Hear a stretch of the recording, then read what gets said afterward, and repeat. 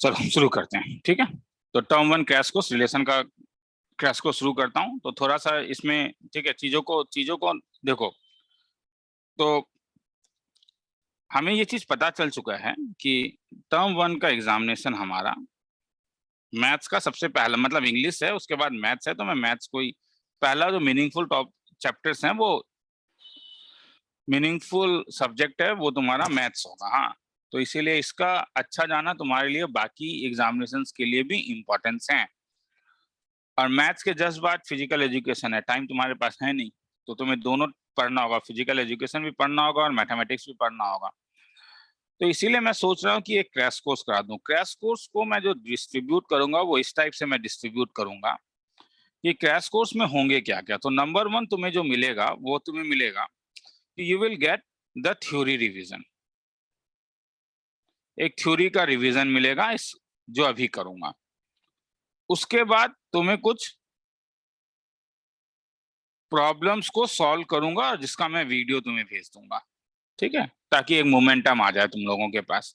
जो लोग भूल चुके हैं, जिन्हें थ्योरी याद है, उन्हें ये देखने का जरूरत नहीं है, जिन्हें याद नहीं है वो देखेंगे। फिर प्रॉब्लम सॉल्विंग, उसके बाद मैं तुम लोगों को एक प्रॉब्लम पी सेट दूंगा,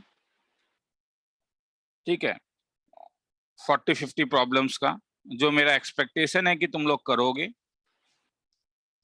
और फिर उसके बाद मैं टेस्ट दूंगा।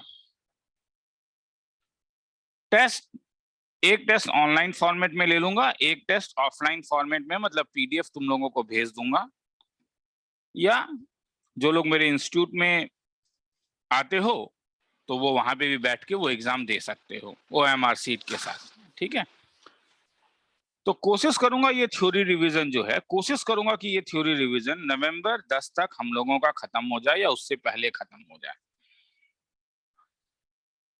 क्योंकि उसके बाद तब हमारे पास 20 दिन बाकी रहेगा और वो रिमेनिंग 20 दिन में हम लोग चीजों को और, ठीक है, रिवीजन कर पाएंगे मिला के चीजों का। हाँ, हम लोगों ने ऑलरेडी रिवीजन पहले भी शुरू कर दिया है, मैंने डिटरमिनेंट तक करवा दिया था, इसीलिए पहला मैं आज रिलेशन ले रहा हूं, मगर सेकंड जो मैं लूंगा वो मैं एओडी लूंगा। हाँ, टफर चीज पहले खत्म कर देते हैं, जो इजियर है उसे बाद में, और जो ऑलरेडी एक बार हो चुका है, जैसे मैट्रिसेस एक बार हो चुका है, डिटरमिनेंट एक बार हो चुका है संडे वाले क्लास में, ठीक है। और किसी को देखना है तो वो वाले वीडियोस तुम लोग देख सकते हो, यहाँ पे भी करवाऊंगा। तो इसीलिए पहले रिलेशन, क्योंकि ये पहला है इसीलिए रिलेशन से शुरू कर रहा हूं, उसके बाद एओडी, उसके बाद डिफरेंशिएशन, उसके बाद डिटर्मिनेंट, उसके बाद मैट्रिसेस, और फिर इनवर्स ट्रिगो एंड फंक्शन करवा दूंगा, ठीक है। तो चलो तो शुरू करते हैं। तो ये जो रिलेशन टॉपिक आता है वो क्लास 11th का कंटिन्यूएशन है, कि 11th में हम लोगों ने जब सेट्स पढ़ा था।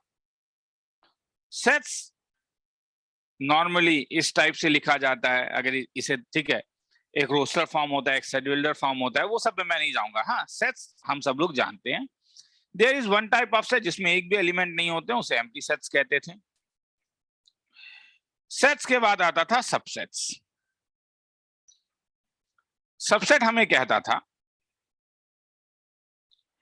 कि कोई भी एक ऐसा एलिमेंट, ऐसा सेट क्रिएट करोगे जिसमें केवल एक ही एलिमेंट्स हो, ए से बाहर के एलिमेंट्स नहीं हो।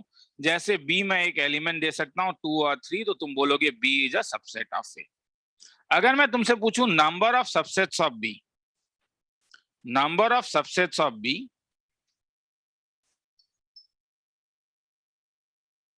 तो number of subsets of B जो था, अगर number of elements in A n था, तो ये 2 to the power n of A होता था। उसके बाद हम लोगों ने पढ़ा था कार्टेशियन प्रोडक्ट। ए एक सेट है, सपोज 1 2, बी एक सेट है x और y, तो ए क्रॉस बी,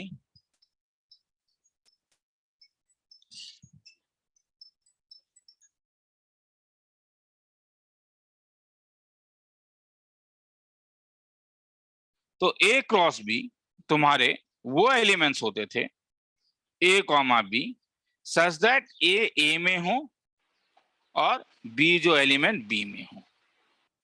तो इसलिए अगर मैं तुमसे पूछूं number of elements in A cross B, तो ये था मेरे पास number of elements in A into number of elements in B.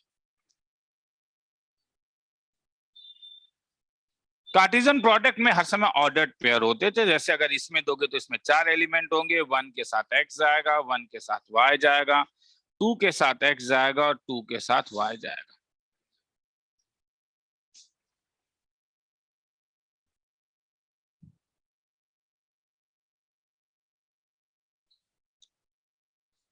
अब रिलेशन जो था वो कोई भी any subset of A cross B. तो जैसे तुमने अभी ऊपर देखा कि ए क्रॉस बी हमारे पास था 1, x 2, x 1, y 2, y, इसका कोई भी एक सबसेट ले लो, कोई भी R1, जैसे जिसमें लो 1, x और 1, y। हाँ, तब तुम बोलोगे 1 is related to x, 1 is related to y, but 2 is not related to x, क्योंकि इस वाले में 2x नहीं है, इसमें 2y नहीं है। तो रिलेशन अगर कोई भी subset of A cross B है, तो हम लोगों ने देखा कि number of elements in A cross B जो था वो number of elements in A into number of elements in B था। तो इसलिए नंबर ऑफ रिलेशंस अगर मैं तुमसे पूछूं number of relation from A to B, तो this is nothing but this is number of subsets of A cross B होगा, क्योंकि वो इसी के सबसेट्स ऑफ वो 2 to the power number of elements in A into number of elements in B. तो इसका मतलब है कि अगर अब मैं कभी ऐसा दे दूं कि number of elements in A 3 है, number of elements in B 4 है, तो नंबर ऑफ रिलेशंस कितने होंगे? Number of relation from A to B, तो ये 2 to the power number of elements in A into number of elements in B, तो 2 to the power 3 into 4 is equal to 2 to the power 12।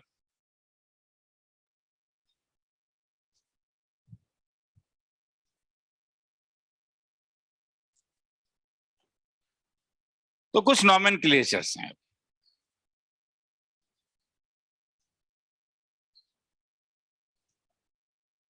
जैसे void relation,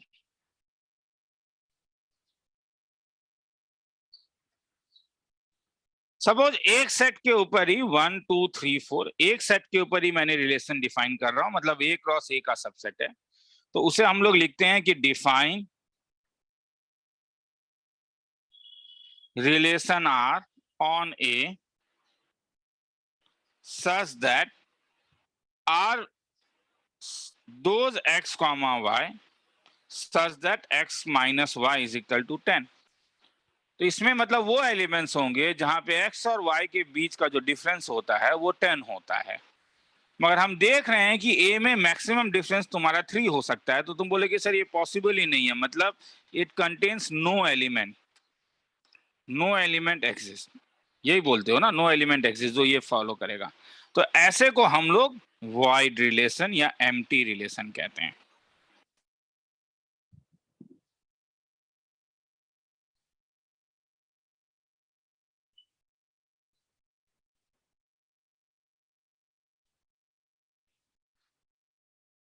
universal relation,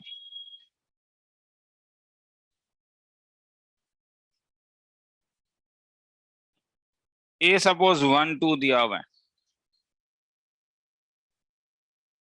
और are एक मैं ऐसा relation बोल दूं A comma B such that A B हर समय 0 से भरा हो, ए इंटू बी, तब आर क्या क्या हो सकता है? कोई भी पेयर ले सकते हो तुम, 1 कॉमा 1 1 इंटू 1 1 0 से भरा है, 1 के साथ 2 ले सकते हो, 2 के साथ 1 ले सकते हो, और फिर 2 कॉमा 2 भी ले सकते हो। जब तुम ए क्रॉस ए करोगे इसमें भी तो 4 एलिमेंट्स होंगे ना, क्योंकि ए में 4 एलिमेंट है, 1 2 और 1 2 जब करोगे तो 1 कॉमा 1 1 कॉमा 2 2 कॉमा 1 और 2 कॉमा 2, ये 4 एलिमेंट। तो ये दोनों एग्जैक्टली सेम है, मतलब ए क्रॉस ए के सब एलिमेंट ही आर में है। तो जब भी आर A क्रॉस A के इक्वल फुल हो जाता है। अगर दो एलिमेंट A और B होता तो वो A क्रॉस B होता, ठीक है। तब मैं इसे कहूंगा कि ये एक यूनिवर्सल रिलेशन है।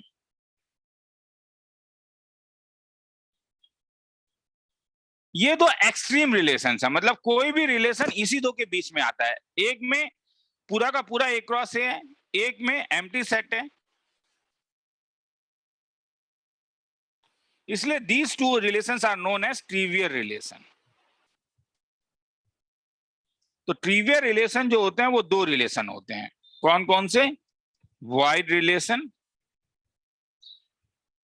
और यूनिवर्सल रिलेशन।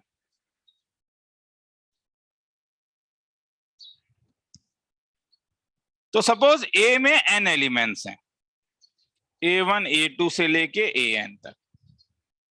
तो number of elements in A कितना हुआ? n।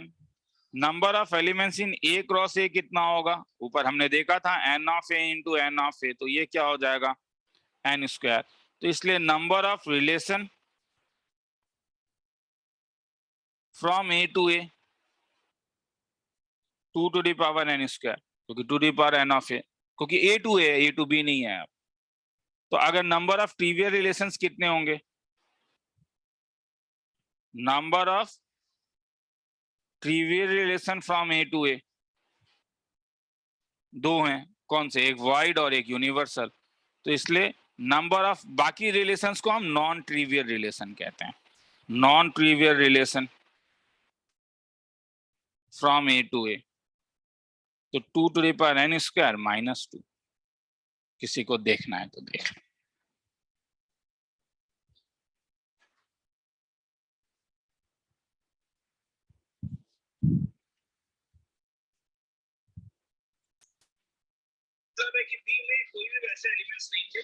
चलो आगे चल, रुक जाओ, वो मैं रिकॉर्डिंग देख रहा था, रिकॉर्डिंग अच्छे से हो रहा है नहीं। आगे चलूं? चलो। One more relation is there which is known as identity relation.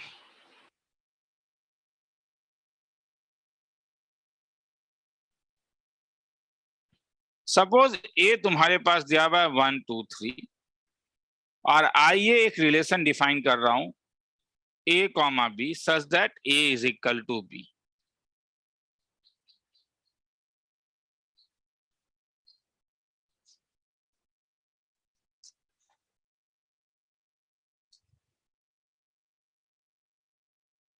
तो इसमें क्या क्या रिलेशन हो सकता है? केवल 1 कॉमा 1, 2 कॉमा 2 और 3 कॉमा 3। हाँ, इसे आइडेंटिटी रिलेशन कहते हैं। आइडेंटिटी रिलेशन वो रिलेशन होता है जिसमें केवल रिफ्लेक्सिव नहीं है रही है, मतलब रिफ्लेक्सिव है मगर every reflexive is not identity. हाँ, क्योंकि आइडेंटिटी के साथ एक्स्ट्रा कुछ होने से भी वो रिफ्लेक्सिव होता है। जब 1 2 3 तो आइडेंटिटी मतलब 1 1 में जाएगा, 2 2 में जाएगा, 3 3 में जाएगा, और कुछ एक्स्ट्रा नहीं हो सकता है।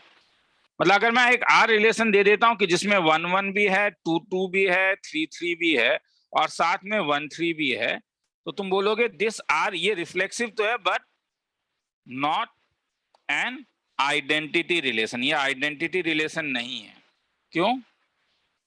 क्योंकि 1,3 बिलोंग्स टू आर और 1,3 आइडेंटिटी रिलेशन में बिलोंग नहीं कर सकता है। और नहीं, इसको भी आइडेंटिटी रिलेशन नहीं बोलोगे अगर केवल 1,1 और 3,3 है, क्योंकि तुम जानते हो कि 2,2 को आइडेंटिटी में बिलोंग करना चाहिए था। अगर यहाँ पे 1 2 3 दिया हुआ है तो आया समझ में? तो आइडेंटिटी रिलेशन में जितने भी एलिमेंट्स हैं A comma B A is equal to B, ये सबके लिए होना पड़ेगा। जितने भी एलिमेंट्स है सबके लिए होना पड़ेगा। For all a b, for all l, ठीक है, ये फॉर ऑल एलिमेंट्स इन, और कुछ एक्स्ट्रा नहीं हो सकता है।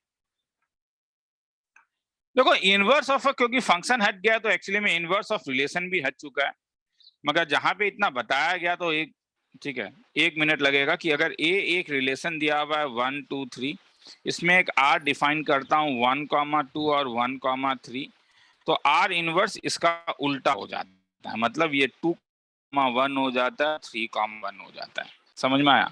कुछ नहीं होगा, बस उल्टा कर दोगे।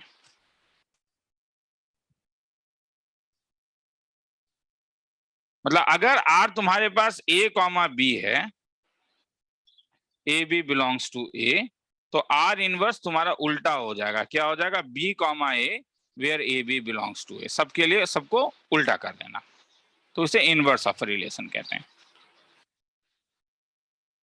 अब सपोज एक सेट दिया हुआ है ए 1 2 3 4, आर एक रिलेशन दिया हुआ है 1,1,2 और 3,4। तो अब इसमें अगर मैं तुमसे पूछूं कि डोमेन ऑफ रिलेशन, तो डोमेन ऑफ रिलेशन जो है वो सेट ऑफ फर्स्ट एलिमेंट, जहां यहां पे केवल 1 और 3 है, set of first element domain होता है।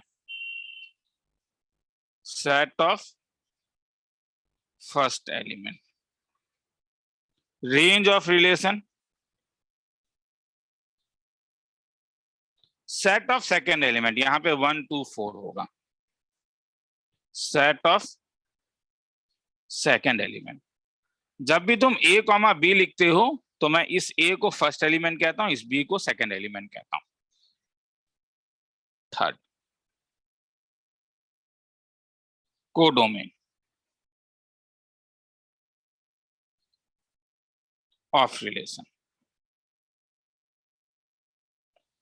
बिकॉज आर इज डिफाइंड, यहाँ पे आर डिफाइंड है, मैंने ऊपर लिखा नहीं है, ऊपर ए अगर लिखा है तो आर ऑन ए होता है, डिफाइंड फ्रॉम ए टू ए, तो जहां तक डिफाइन है उसे कोडोमेन कहते हैं। तो इसलिए इसका जो कोडोमेन होगा वो होगा 1 2 3 और 4।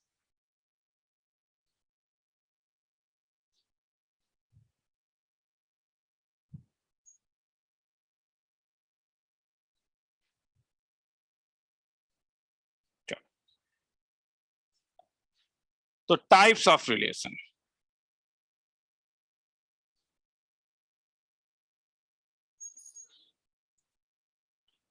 सबसे पहला वाला आता है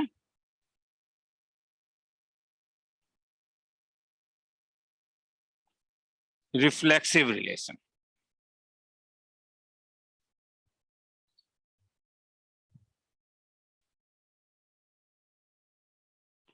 A relation R in a set A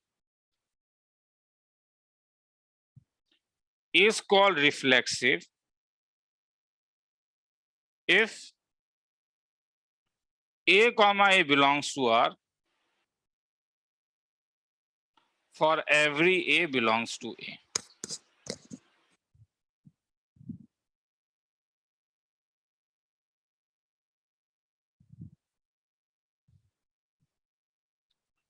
A relation R in a set A is called reflexive अगर A comma A हर समय R में belong करे for all A belongs to A, जितना भी है। तो इसका मतलब अगर R का वैल्यू 1 2 3 दिया हुआ है, सॉरी A का वैल्यू, और R1 तुम्हें इसमें डिफाइन किया गया 1 1 2 2 और 1 3, तो ये नॉट रिफ्लेक्सिव होगा, क्योंकि 3 3 R1 में बिलोंग नहीं कर रहा है, करना पड़ेगा 3 3 को। वही अगर मैं R2 में 1 1 भी दे दूं, 2 2 भी दे दूं, 3 3 भी दे दूं, और साथ में 1 1 1 3 भी दे दूं, हाँ, तो ये रिफ्लेक्सिव होगा। सर एक्स्ट्रा एक्स्ट्रा से कोई पंगा नहीं है, क्योंकि 1 1 2 2 3 3 बोलने का ही मतलब हो गया कि आइडेंटिटी रिलेशन इसके अंदर तुम्हें दिख रहा है, तो वो आइडेंटिटी रिलेशन इसका सबसेट होना पड़ेगा, और जो हो रहा है, तो ये रिफ्लेक्सिव है।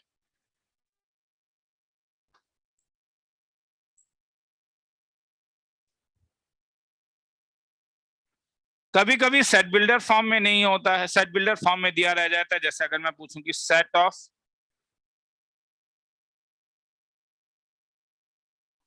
और रियल नंबर्स में आर एक रिलेशन है A comma B such that A minus B is less than 5, R is reflexive या नहीं? is R reflexive?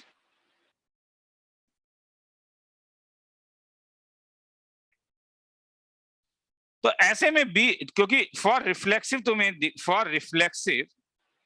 तुम्हें जो देखना है वो ये देखना है कि अगर b इज इक्वल टू ए डाल दूं तो ये क्या a कॉमा ए जो होता है क्या वो R में बिलोंग करता है, क्या ये वैलिड रिलेशन देता है? ये स्टेटमेंट ऑफ द, अब तो स्टेटमेंट को समझो, स्टेटमेंट ऑफ द रिलेशन है a minus b less than equal to 5, तुमने b को a कर दिया, इसका मतलब हो गया a minus A is less than 5, मतलब 0 इज लेस देन 5, जो ट्रू होता है ऑलवेज। तो इसका मतलब है कि अगर तुम b को a बना देते हो तो ये a माइनस ए जो हर समय 0 से छोटा है, हेंस तुम बोलोगे R इज रिफ्लेक्सिव।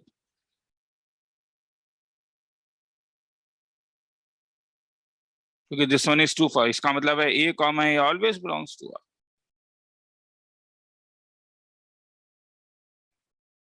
मगर वही अगर मैं तुमसे कभी पूछूं कि number 3 set of real number में R is equal to a comma B such that A b is greater than 0, तब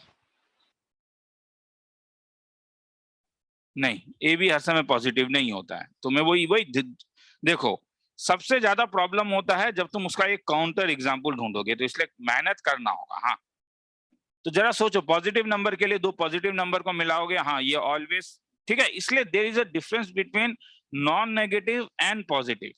यहाँ पे कह रहा है ए बी जो है वो एक पॉजिटिव नंबर है क्योंकि वो 0 से बड़ा है, मगर ए बी नॉन नेगेटिव होता है अगर b इज इक्वल टू ए होता है, क्योंकि पॉजिटिव और नेगेटिव के लिए प्रॉब्लम नहीं है। मगर अगर मैं 0,0 ले लेता हूं तो 0,0 बिलोंग्स टू r अगर मानता हूं तो 0 इंटू 0 ग्रेटर देन 0, तो 0 ग्रेटर देन 0 ये तो फॉल्स हो गया ना रे। 0,0 इसका मतलब है 0,0 जो है वो R में बिलोंग नहीं कर रहा है, और क्योंकि वो सेट ऑफ रियल नंबर में है इसका मतलब R इज नॉट रिफ्लेक्सिव। मगर यही चीज को अगर मैं सेट ऑफ रियल नंबर में नहीं लेके सेट ऑफ नेचुरल नंबर में बोलता तब होता। रीजन ये है कि काउंटर एग्जाम्पल के लिए इंपॉर्टेंट है कि मुझे 0,0 चाहिए, मगर जब मैं सेट ऑफ नेचुरल नंबर में हूं तब ये हो ही नहीं सकता है, क्योंकि सेट ऑफ नेचुरल नंबर का मतलब है ए हर समय 0 से बड़ा होगा, और अगर ए 0 से बड़ा हुआ तब तुम अगर ए इंटू ए लोगे तो हाँ, तो ये तो हर समय ट्रू होगा। इसका मतलब A cross A is greater than 0, मतलब A square is greater than 0, ये ऑलवेज ट्रू हो जाएगा। तो तुम्हें ये देखना होगा कि कौन से सेट के ऊपर चीजें डिफाइन है। तुम देख रहे हो यहाँ पे नेचुरल नंबर पे हाँ ये रिफ्लेक्सिव है, मगर रियल नंबर में ये रिफ्लेक्सिव नहीं है।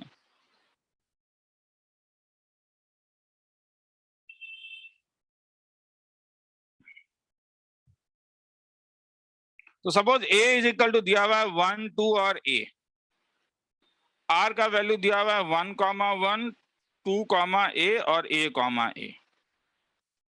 तुम्हें कहेगा कि वो मिनिमम कितने एलिमेंट्स को r में ऐड करोगे कि ये रिफ्लेक्सिव हो जाएगा।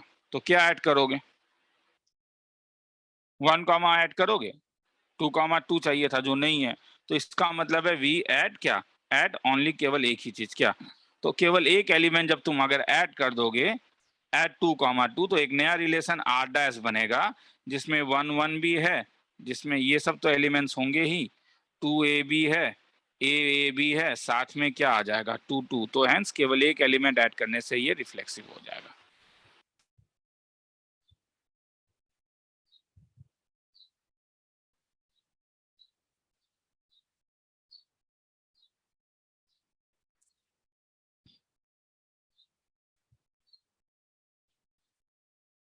Symmetric relation,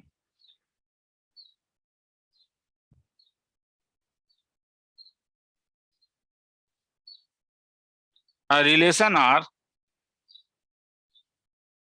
in a set A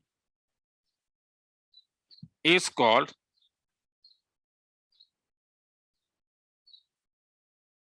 symmetric relation if AB belongs to R implies BA belongs to R, मतलब AB के साथ BA रहना जरूरी है।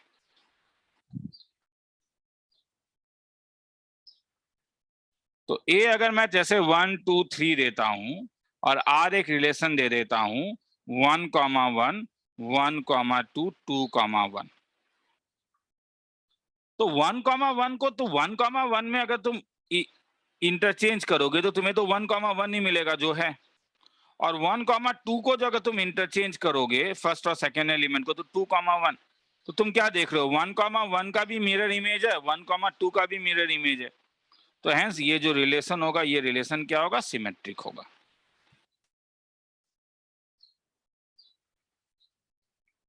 तो ए सपोज तुम्हारे पास दिया हुआ है 1 2 3 4, आर का वैल्यू 1, 1, 2, 2, 2, 3, 3, 2, 1, 4 और 3, 4। तो इसमें क्या क्या ऐड करोगे कि ये सिमेट्रिक हो जाएगा, बोलो। 1, 1 में कुछ ऐड करने का जरूरत नहीं है, 2, 2 में कुछ ऐड, क्योंकि इनका मिरर इमेज ये खुद होता है। 2, 3 का मिरर इमेज है 3, 2, हाँ। 1, 4 अकेला है, ये रो रहा है, तो क्या ऐड करोगे, इसके लिए क्या ऐड करोगे, इसके लिए ऐड करोगे 4, 1, इसके लिए क्या ऐड करोगे, इसके लिए ऐड करोगे 4, 3।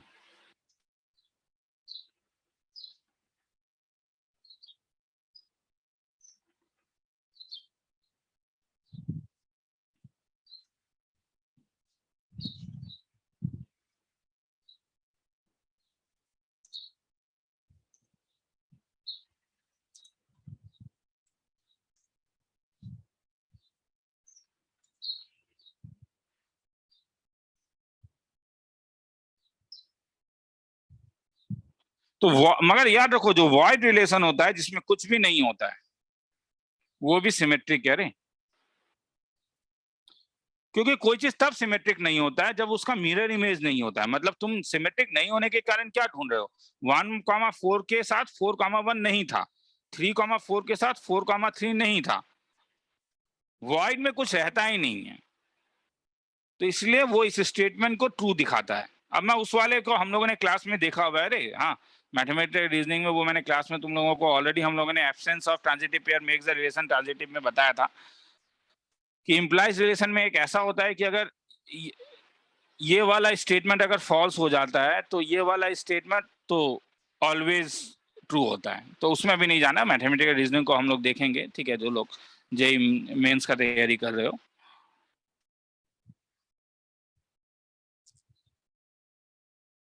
तो वाई रिलेशन सिमेट्रिक रिलेशन है।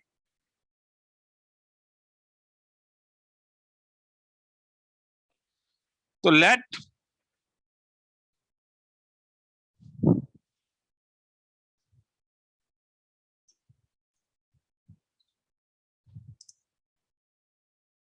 दो minute,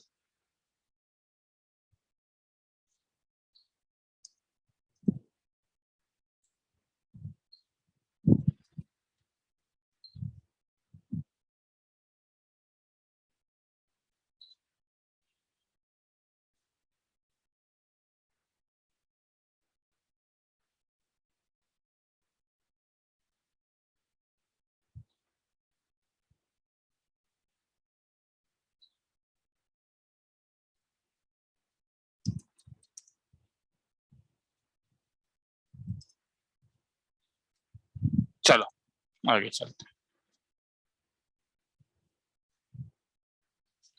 So suppose A has n elements.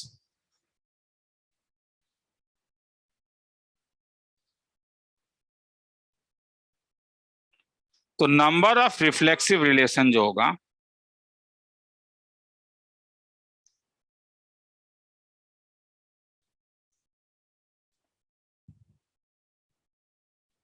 Is 2 to the power n square minus n। तुम बोलोगे सर आप रटा रहे हो,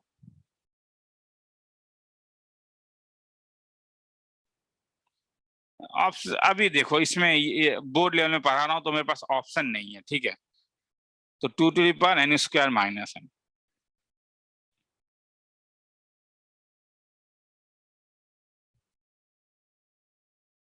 इसमें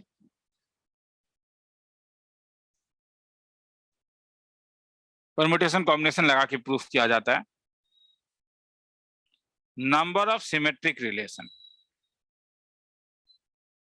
from A to A is 2 to the power n into n+1 divided by 2। तो ये दो रिजल्ट को याद रखो। Sir number of equivalence relation उसमें आता हूं, अभी तक तो यही दो बताया, ठीक है। तो आगे चलता हूं, अब आगे चलता हूं, उसे ट्रांजिटिव रिलेशन कहते हैं। तो ट्रांजिटिव रिलेशन को डिफाइन करने के लिए तुम्हें एक चीज मालूम होना चाहिए, that is known as transitive pair.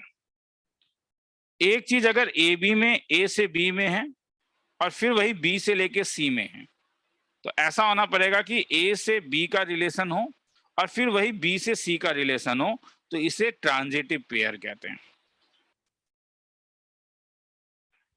एक रिलेशन तभी ट्रांजिटिव होता है अगर ट्रांजिटिव पेयर उसके अंदर हो, तो वो ट्रांजिटिविटी दिखाए।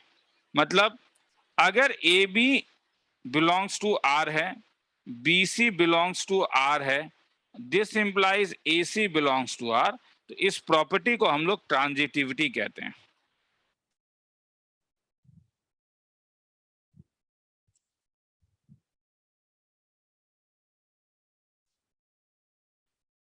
तो इफ एवरी, अगर है तो every transitive pair in are shows transitivity, अगर हर एक पेयर ट्रांजिटिविटी दिखाए, देन वी से आर इज ट्रांजिटिव। अब यह है कि absence of any transitive pair, कोई भी अगर ट्रांजिटिव पेयर ना हो, makes the relation transitive.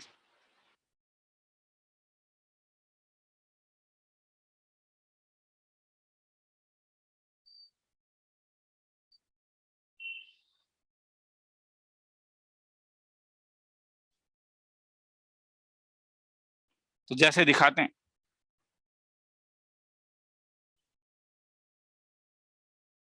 Are का वैल्यू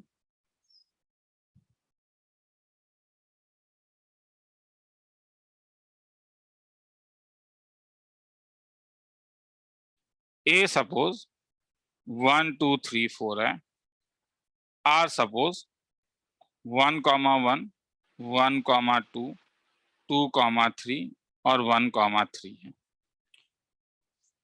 तो 1,1 लेके फायदा नहीं है, क्योंकि अगर तुम एक ट्रांजिटिव पेयर लेते हो कि वो ए से ए और फिर ए से बी, तो अल्टीमेटली ए से बी यहाँ पे प्रेजेंट रहता है, इसलिए 1,1 को लेके फायदा नहीं है। क्या 1,2 के साथ कोई एक ऐसा पेयर तुम्हें दिख रहा है जो 2 से शुरू हो, क्योंकि ये 2 में खत्म हो रहा है, लिंक के चाहिए 1,2। हाँ तो मुझे दिख रहा है, क्या दिख रहा है, 2,3, ये दोनों आर में बिलोंग करें तो क्या बिलोंग करना चाहिए तब, 1,3 आर में बिलोंग कर रहा है, क्या ये ट्रू है, हाँ ये ट्रू है। अब 2,3 को सर कैसे देखेंगे, अब 2,3 का जो सेकेंड एलिमेंट है वही 3 किसी के लिए फर्स्ट एलिमेंट होना पड़ेगा। क्या यहाँ पे तुम्हें कहीं भी एक ऐसा भी एक भी एलिमेंट दिख रहा है जहां पे 3 फर्स्ट एलिमेंट हो, नहीं दिख रहा है, तो इसलिए 2,3 लेके फायदा नहीं है, तो 1,3 लेके भी फायदा नहीं है, क्योंकि 1,3 अगर किसी के साथ अटैच होगा तो वो 3, अल्फा टाइप में होना पड़ेगा ना, 3, अल्फा तो प्रेजेंट ही नहीं है, तो इसलिए ये लेके ही फायदा नहीं है, क्योंकि ये कोई ट्रांजिटिव पेयर बना ही नहीं रहा है, तो केवल यही एक आ रहा है तुम्हारे पास और ये ट्रू हो रहा है, तो हेंस रिलेशन इज ट्रांजिटिव।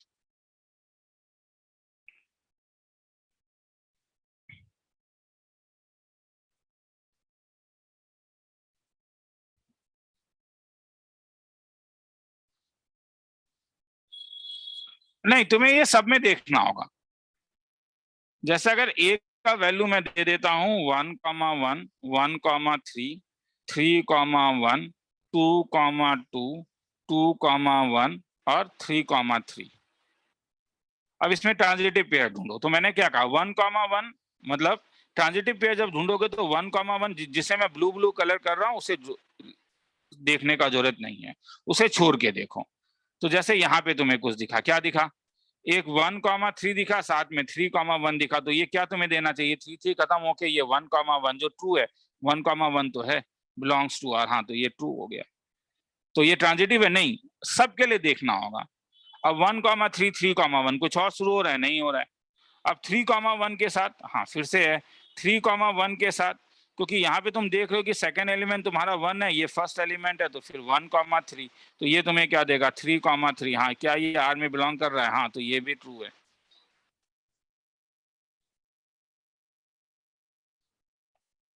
अब 2,1 के साथ क्या 1 में कोई चीज जा रहा है? 1,3 जा रहा है, तो तुम्हें क्या देगा? क्या 2,3 does not belong to R, तो हेंस यहाँ पे तुम्हें एक मिल गया जो ट्रांजिटिविटी नहीं दिखा रहा है, क्या हालांकि ये एक ट्रांजिटिव पेयर है, तो रिलेशन जो होगा वो नॉन ट्रांजिटिव होगा। तो this relation is non transitive.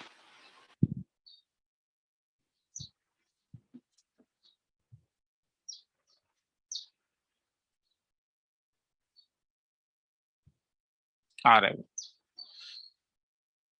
A suppose 1 2 3 4 है और आर का वैल्यू 1,1 है, साथ में 3,4 है, तो तुम ढूंढते रह जाओगे, तुम तो ढूंढते रह जाओगे, इसमें कोई भी ट्रांजिटिव पेयर नहीं है। 1 में खत्म हो रहा है, 3 में शुरू हो रहा है, तो मैंने अभी तुम्हें कुछ कहा था, क्या? Absence of any transitive pair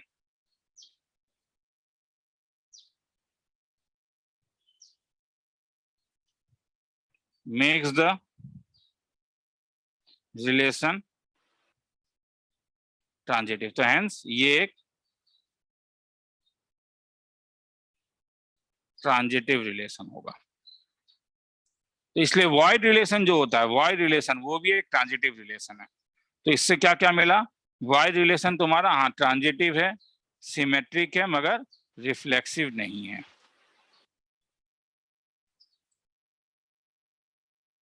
आगे चलूं?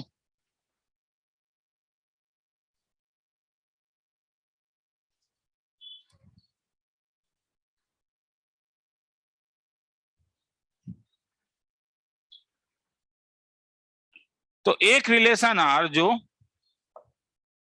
रिफ्लेक्सिव भी हो, सिमेट्रिक भी हो और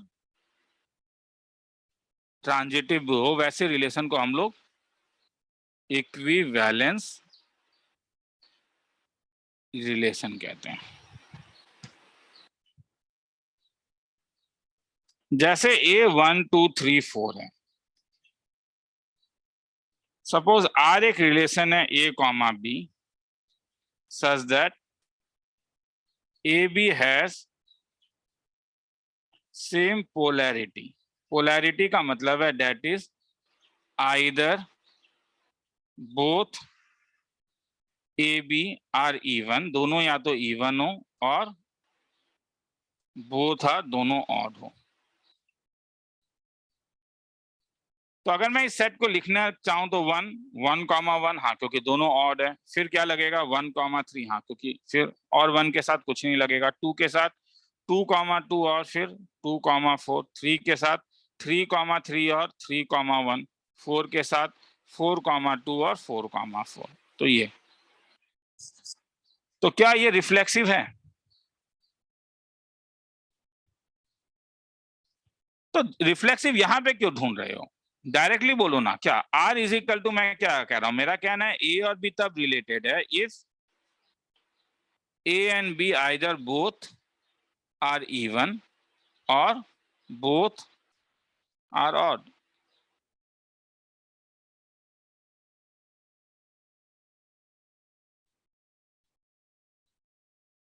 तो अगर मैं रिफ्लेक्सिव देखूंगा तो मैं बी को a is equal to b मान लूंगा। मतलब क्या ए कॉमा ए आर में बिलोंग करेगा? हाँ, बिकॉज ए एंड ए है सेम पोलैरिटी, इनका सेम पोलैरिटी होगा। अगर दोनों ऑड है तो दोनों ऑड होगा, दोनों इवन है तो दोनों इवन ही होगा। तो ये ट्रू है। सिमेट्रिक होगा? होगा, क्योंकि अगर A B belongs to R है तो इसका मतलब है कि ए एंड बी है सेम पोलैरिटी, मतलब या तो दोनों इवन होगा या तो दोनों ऑड होगा। तो उल्टा भी तो होगा ना, बी एंड ए का भी तो तब सेम ही पोलैरिटी होगा, या तो दोनों इवन होगा या तो दोनों ऑड होगा। और इसका मतलब क्या, कोई कोई किताब इसे ऐसा भी लिखता है बी इज रिलेटेड टू ए, तो तुमने ए रिलेटेड टू बी से शुरू किया और बी रिलेटेड टू ए हो गया। क्या ट्रांजिटिव होगा? हाँ, a B belongs to R, b C belongs to R. तो इसका मतलब क्या हुआ कि अगर ए इवन है तो बी भी क्या हुआ? इवन। अगर बी इवन है तो सी भी क्या हुआ? इवन। हाँ, तो दिस इंप्लाइज क्या? ए C belongs to are. Odd में भी तो वही होगा, अगर ए ऑड हुआ, आर में बिलोंग कर रहा है तो बी को भी ऑड होना पड़ेगा, अगर बी ऑड हुआ तो सी को भी ऑड होना पड़ेगा। तो ऑड और ऑड तो रिलेटेड ही होगा, मतलब ए और सी भी रिलेटेड होगा। तो तुमने देखा आर इज रिफ्लेक्सिव भी है, सिमेट्रिक भी है और ट्रांजिटिव भी है, और ऐसे को कहेंगे R is an equivalence relation. तो अब इससे एक नया चीज डिफाइन होता है, that is known as equivalence class. ठीक है,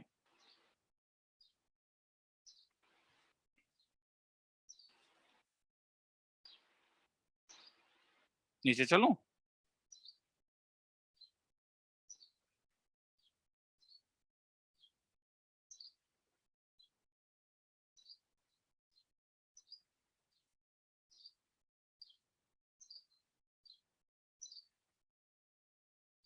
इक्विवेलेंस क्लास शुरू करूं?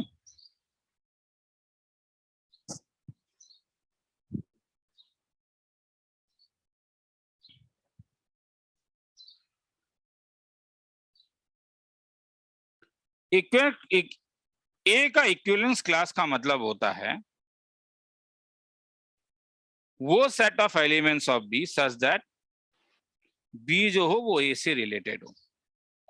जैसे यहां पे अगर मैं बोलूं कि वन से कौन कौन एलिमेंट रिलेटेड है, तो ये इक्विवेलेंस क्लास ऑफ वन होगा। तो देखो, वन से वन रिलेटेड है, वन से थ्री रिलेटेड है, और कुछ भी नहीं है, थ्री और वन, तो मतलब इसमें तो तुम्हारे पास एलिमेंट वन और थ्री होगा। Equivalence class of two, two से कौन कौन एलिमेंट रिलेटेड है, तो टू क्योंकि इवन है तो इवन एलिमेंट ही रिलेटेड होगा, तो वो टू और फोर हो जाएगा। इक्विवेलेंस क्लास ऑफ थ्री क्या हो जाएगा? थ्री ऑड है तो किस किस से रिलेटेड होगा? थ्री और वन से। तो तुम देख रहे हो ये दोनों सेम होता है, ये होगा ही, ये होना ही पड़ेगा, क्योंकि रिलेशन अगर इक्विवेलेंस है तो सपोज इक्विवेलेंस ऑफ ए तुम्हारे पास, तुम जान रहे हो इक्विवेलेंस ए बी सी है, ठीक है, तो इक्विवेलेंस क्लास ऑफ बी में भी केवल ए बी सी एलिमेंट्स ही होंगे, क्योंकि अगर डी बी में हो जाता है तो एक प्रॉब्लम है। क्या? इसका मतलब डी और बी रिलेटेड होगा, मगर क्योंकि चीजें सिमेट्रिक है तो क्या होना पड़ेगा? बी और डी रिलेटेड होना पड़ेगा, क्योंकि आर इक्विवेलेंस है। ए और बी रिलेटेड होगा, क्योंकि ए बी जो है वो ए के इक्विवेलेंस क्लास में। ए बी रिलेटेड है, बी डी रिलेटेड है, तो मिलके तुम्हें क्या दे रहा है? ए और डी रिलेटेड होगा। बस देखो यहाँ पे डी गायब है, तो इसलिए तुम्हें कोई एक एक्स्ट्रा एलिमेंट हो ही नहीं सकता इक्विवेलेंस। ठीक है, कि अगर ए के इक्विवेलेंस क्लास में जो जो एलिमेंट्स तुम्हें मिले हैं, अगर मैं जैसे तुम्हें कबू कहूं कि equivalence class of one, suppose मेरे पास वन टू और फाइव है, कोई ऐसा है, ठीक है, तो इक्विवेलेंस क्लास ऑफ टू भी जो होगा वो भी वन टू फाइव ही होगा।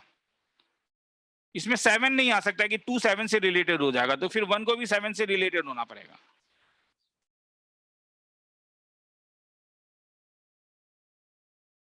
और जितने भी पॉसिबल इक्विवेलेंस क्लास को जब तुम लिखोगे, जैसे जैसे यहाँ पे यही दो इक्विवेलेंस क्लास और इन दोनों का जो यूनियन लूंगा, तो ये 1 3 2 4 मिला के ये पूरा का पूरा देखो 1 2 3 4 यूनियन आ जाता है।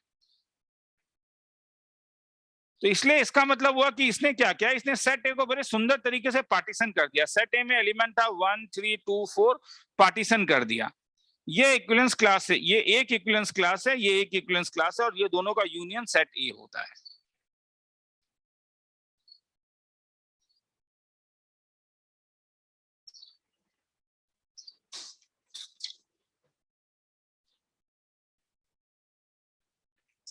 तो सपोज तुम्हारे पास एक एलिमेंट एक्स है,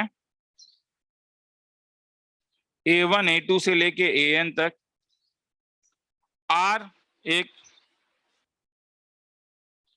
इक्विवेलेंस रिलेशन है। तो अगर मैं इक्वी क्लास ऑफ A1 लिखूं, जो मुझे कुछ मिलेगा यहाँ से कुछ एलिमेंट हो सकता है जिसमें A1 तो रहेगा ही, साथ में सपोज AR है, डॉट डॉट डॉट कुछ और। वैसे ही इक्विवेलेंस क्लास ऑफ A2 लिखूं जिसमें A2 रहेगा, साथ में सपोज AK रहेगा। तो मुझे क्या क्या मालूम है? पहला चीज मुझे ये मालूम है कि इक्विवेलेंस क्लास, किसी भी दो इक्विवेलेंस क्लास का इंटरसेक्शन हर समय एम्प्टी सेट फाई होगा, मतलब इसका इनका डिसजॉइंट होना जरूरी है। और union of all equivalence classes, all distinct equivalence classes अगर लोगे तो ये सेट एक्स होगा हर समय, मतलब ये पार्टीशन करेगा कि जैसे ये, तो यहाँ पे तुम बोल सकते हो कि ये एक इक्विवेलेंस क्लास होगा, ये एक इक्विवेलेंस क्लास होगा, 1 2 3 ये एक होगा, चौथा ये एक होगा, ये पांचवा होगा। तो टोटल 5 इक्विवेलेंस क्लास यहाँ पे होंगे, सबके सब अलग अलग होंगे। इंटरसेक्शन इक्विवेलेंस क्लास का एम्प्टी सेट होता है।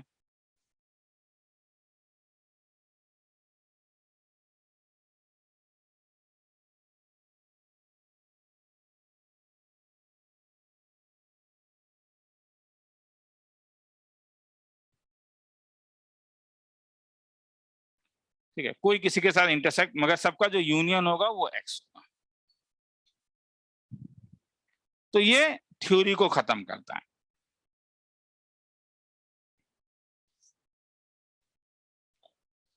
तो जैसे अब मैं अगर तुम्हें कुछ 1 2 सम्स करवा देता हूं, उसके बाद ऑब्जेक्टिव सम्स को बाद में करेंगे, ठीक है, वो एक अलग वीडियो में मिलेगा तुम्हें, ठीक है। तो सपोज मैंने डिफाइन किया relation R on the set ए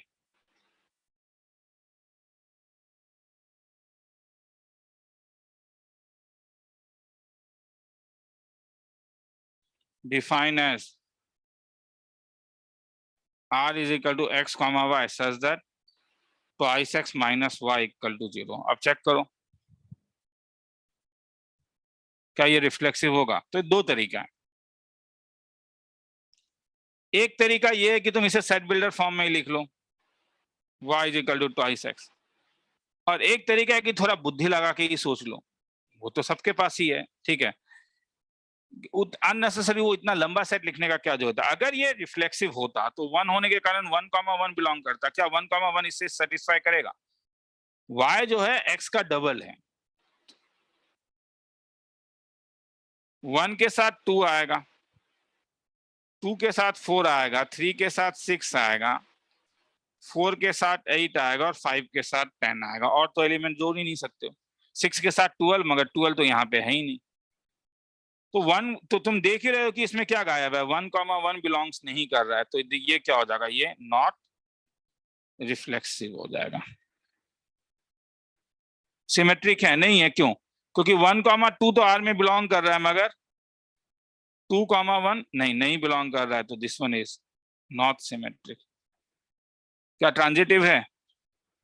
अब ट्रांजिटिव पेयर ढूंढो। हाँ, ट्रांजिटिव पेयर तो मिला, ये 2 में खत्म हो रहा है, ये 2 में शुरू हो रहा है, 1,2 2,4 मिला के क्या देगा 1,4, मगर ये आर में नहीं है, तो फंक्शन क्या हुआ, नॉट ट्रांजिटिव।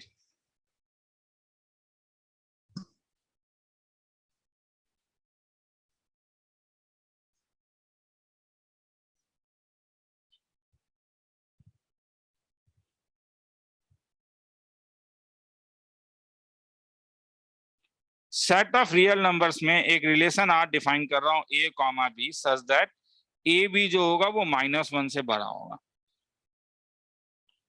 क्या ये रिफ्लेक्सिव होगा? अब यहाँ पे तुम रोस्टर फॉर्म में नहीं लिख सकते हो, यहाँ पे अब तुम्हें सोचना होगा कि रिफ्लेक्सिव का मतलब था कि अगर मैं बी को ए ले लेता हूँ, जो मुझे स्टेटमेंट मिलता है A comma A belongs to R implies A square, क्योंकि तब बी इज इक्वल टू यहाँ पे अगर तुम डालोगे greater than -1, this one is always true, क्योंकि मैं जानता हूं कि ए स्क्वायर हर समय ग्रेटर देन इक्वल टू भी हो सकता है 0। हाँ, रिफ्लेक्सिव है।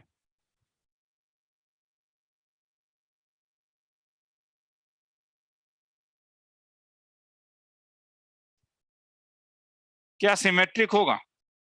तो सिमेट्रिक तो होगा ही, क्योंकि ए रिलेटेड टू बी क्या बता रहा है, ए बी किससे बड़ा होगा, -1, और तुम जानते हो क्लास 5th से कि ए बी और बी ए सेम है, तो इसका मतलब क्या मिला, बी ए -1 से बड़ा, तो B is related to A. क्या ट्रांजिटिव होगा, A related to B, B related to C, implies क्या होना चाहिए था, ए मतलब ए बी -1 से बड़ा, बी सी -1 से बड़ा, तो क्या ए सी -1 से बड़ा होगा, अब वो तुम्हें देखना होगा। मल्टीप्लिकेशन में मेरा कहना है थिंक अबाउट जीरो, बड़ा इंपॉर्टेंट है, जीरो के अबाउट जरा काउंटर में सोचना होगा, जीरो के अबाउट, जैसे जीरो तो -1 से बड़ा होता है, इसलिए मैं ले सकता हूं कि -3 इज रिलेटेड टू जीरो, हाँ, क्योंकि -3 into zero is greater then -1, true है। जीरो इज रिलेटेड टू 5, हाँ, तो क्या देना चाहिए था, -3, जो ये गलत हो गया, क्योंकि -3 और 5 को जब मल्टीप्लाई करोगे तो इस ये -15 तो -1 से बड़ा नहीं होता है ना, ये तो फॉल्स हो गया, तो हेंस रिलेशन क्या हुआ, नॉट ट्रांजिटिव। तो तुम्हें सोचना होगा इस टाइप से। अब प्रॉब्लम क्या हो रहा है कि ऑब्जेक्टिव है, इसलिए लिखो ही मत, धराधर करते जाओ, ये कई और देखो, मैं फिर बोल रहा हूँ, ये उनको बोल रहा हूँ जिन्हें रियली प्रॉब्लम हो रहा है, ठीक है। जो स्टूडेंट्स ऑलरेडी चीजों को कॉन्सेप्चुअली समझ रहे हैं वो कम लिखने से भी होगा, मगर तुम लोगों में जिनका हालत खराब है, जिन्हें लग रहा है, तो वो थोड़ा लिख के सम्स को सॉल्व करें, हाँ।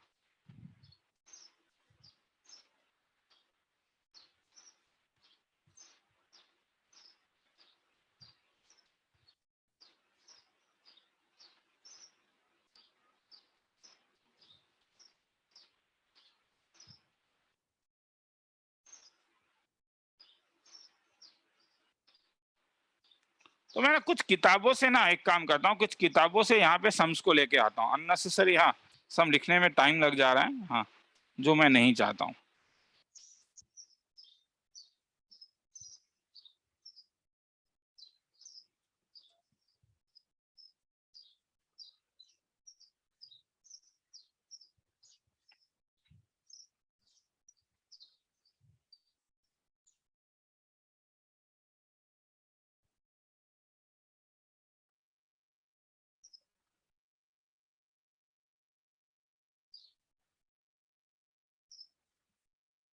दो मिनट,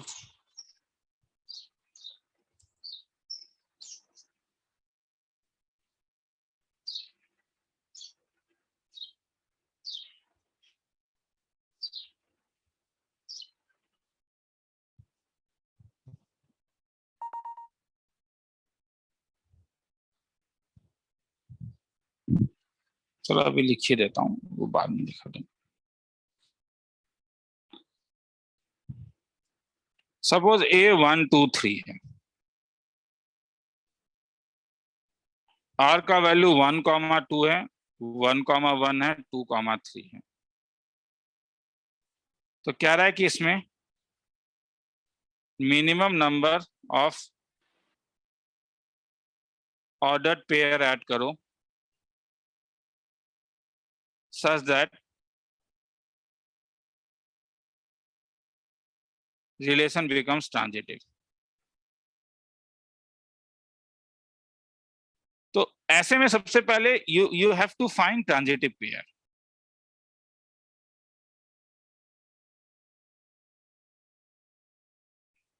जैसे 1, 2 के साथ 2, 3 क्या मिला के देता है, 1, 3, तो ये इसमें ऐड करना होगा, क्योंकि नहीं है 1, 1 देखने का जरूरत नहीं है, 2, 3 तो बस यही एक ट्रांजिटिव पेयर है, तो हेंस केवल 1, 3 ऐड कर लो, हो जाएगा।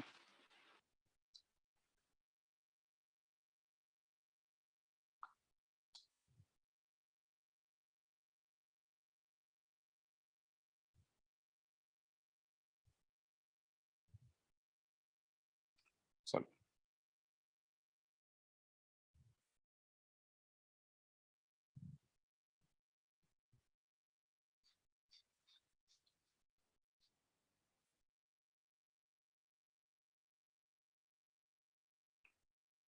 अब क्वेश्चन आता है कि सपोज दो टू इक्विवेलेंस रिलेशन दिया हुआ है, क्या union of two equivalence relation on same set is equivalence relation। जैसे अगर ए मेरे पास बड़ा छोटा सा सेट है 1 2 3,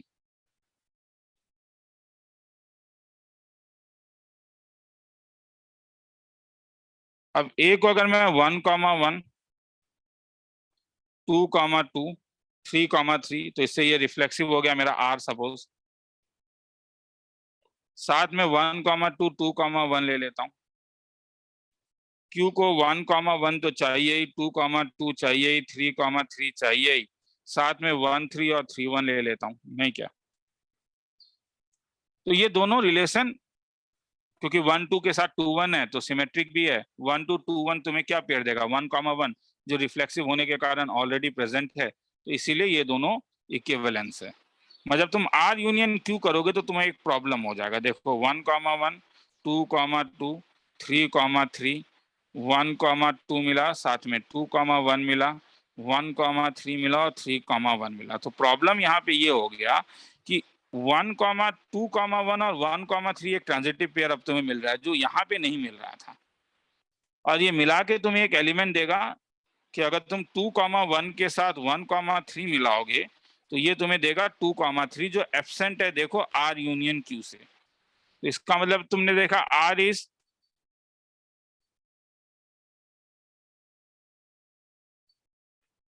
is equivalence, Q is equivalence, मगर R union Q is not an equivalence relation.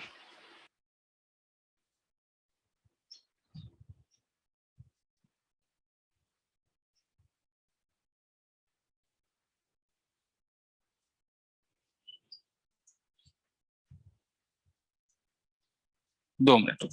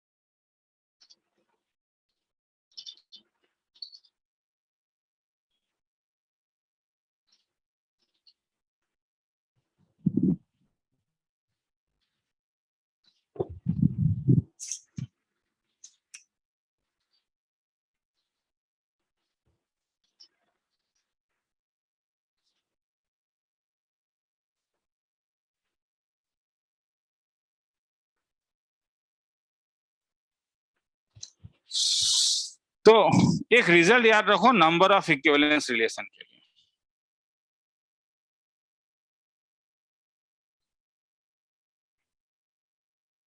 Number of element in set and number of, देखो तुम्हारे कोर्स में अगर एम्प्टी सेट है तो नंबर ऑफ रिलेशन एक ही होगा, वाइड। अगर इसमें एक एलिमेंट है तो एक ही नंबर ऑफ इक्विवेलेंस रिलेशन आएगा 1,1। अगर इसमें ए में दो एलिमेंट है, दो एलिमेंट का मतलब सपोज ए कॉमा बी, तो नंबर ऑफ इक्विवेलेंस रिलेशन तुम्हारे पास केवल दो होंगे। एक होगा ए कॉमा ए और बी कॉमा बी, ये वाला, और एक A comma A B comma B के साथ अगर ए बी डाल दो तो बी ए, नहीं क्या? ये दो, इसे बेल्स फॉर्मूला कहते हैं, वो कोर्स में नहीं है इसलिए बस ये याद रखना ज्यादा अच्छा है। B3 के लिए 5 होते हैं अगर एलिमेंट 3 होता है, और अगर एलिमेंट 4 है तो B4 बेल्स 4 नंबर कहा जाता है, उसके लिए 15 है। तो इससे ज्यादा का जरूरत नहीं है। तो किसी को ये लिखना है तो लिख सकते हो।